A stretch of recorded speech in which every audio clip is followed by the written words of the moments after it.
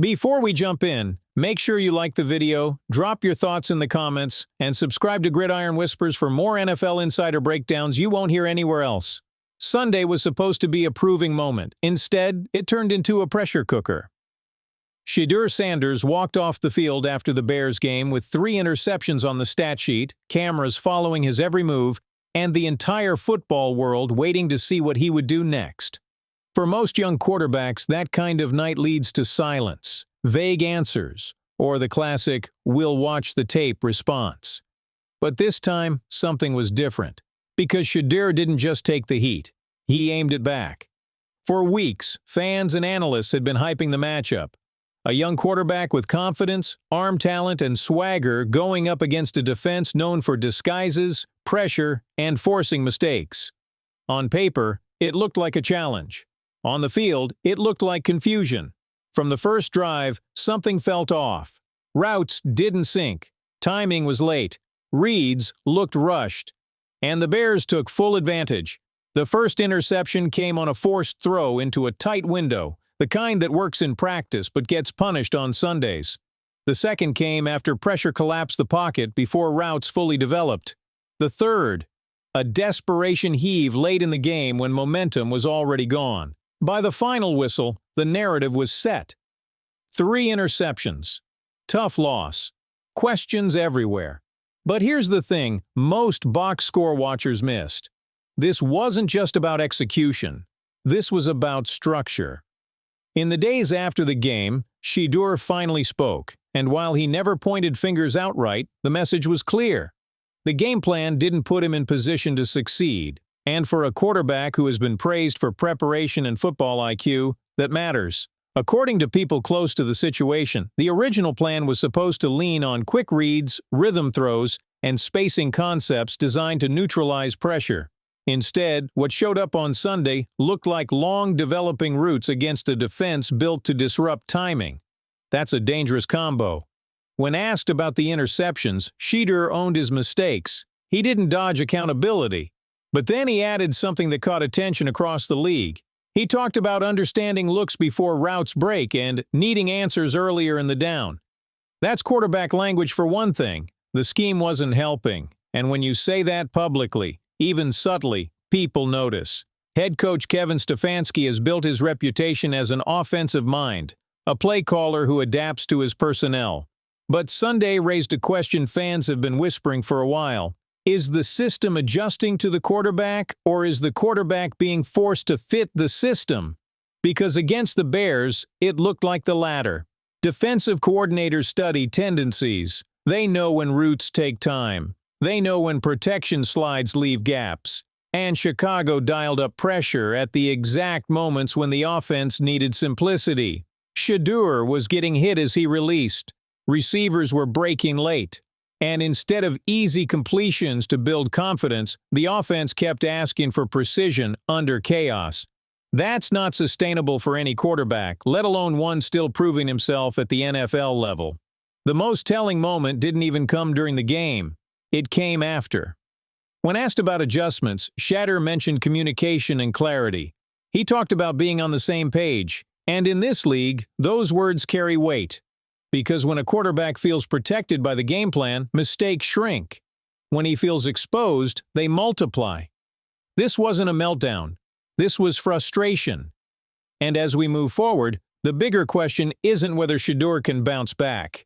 It's whether the coaching staff is willing to meet him halfway. Because if they don't, this won't be the last rough night.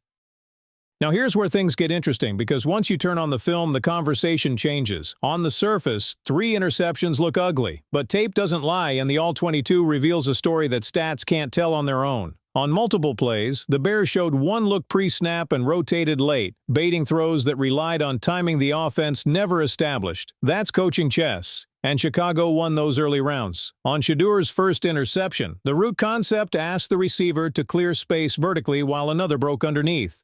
The problem? The safety never left the middle. That window closed before the ball was halfway there. Was it a risky throw? Yes, but it was also a design that assumed defensive compliance. In the NFL, defenses don't comply. The second interception came after pressure off the edge forced Shedeur to drift. The route timing broke down, and the ball sailed. That's not just on the quarterback.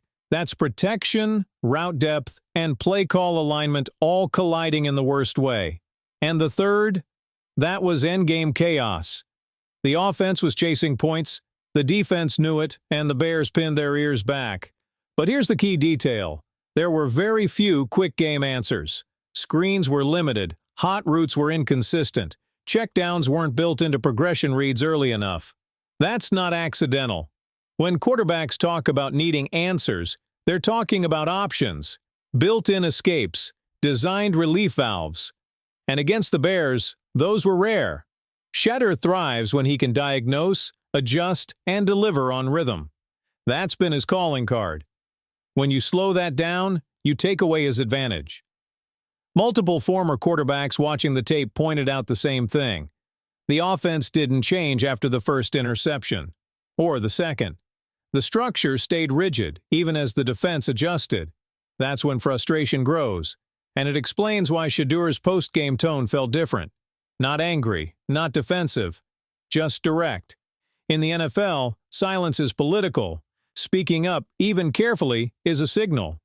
Now the pressure shifts, because once a quarterback publicly hints that the game plan needs help, the next game becomes a referendum.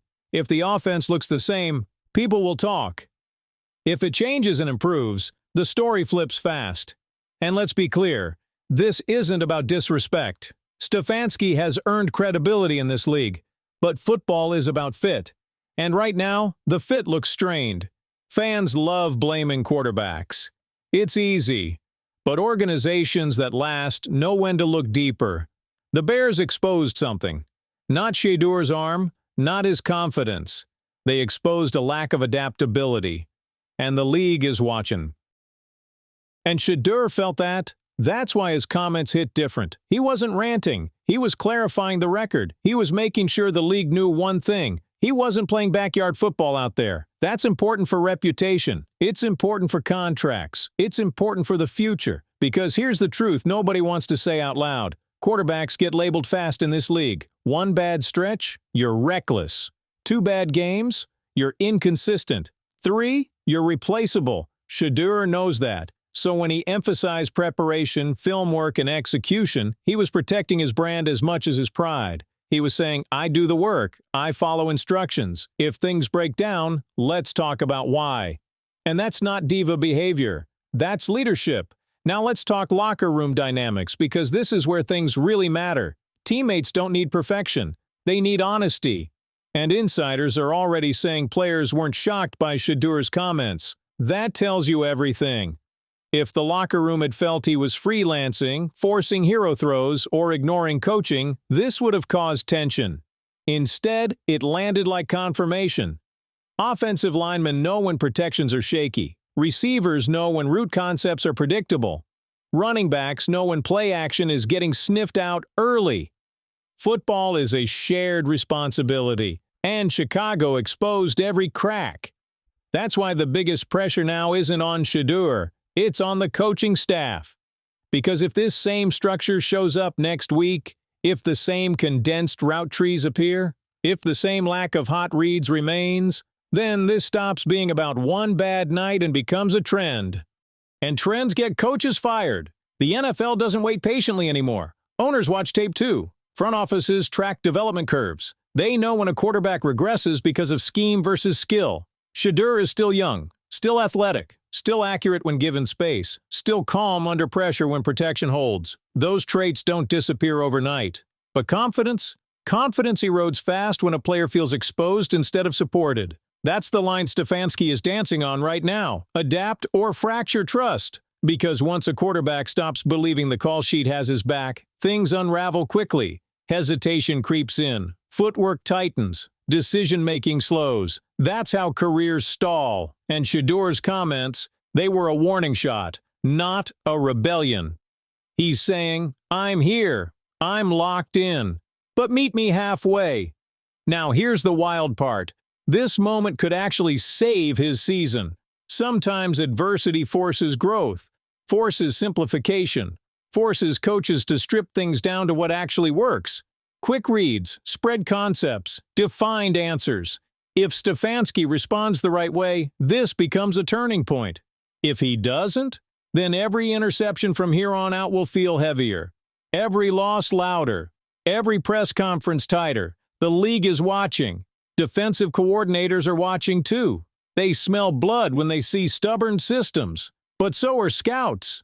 So are execs. So are former players who understand when a quarterback is boxed in. Shedeur breaking his silence wasn't about blame. It was about survival. And that's why this story isn't over. Not even close. Because the next game will tell us everything. Not just about Shedeur, but about the staff behind him. Will the scheme adjust? Will protections improve? Will routes create space instead of congestion? Or will they double down and hope talent masks design flaws? That decision will shape the rest of this season. And make no mistake, this isn't just a Bears game anymore. This is a crossroads moment. Stay locked in, because the next chapter is coming fast, and the NFL never forgets moments like this.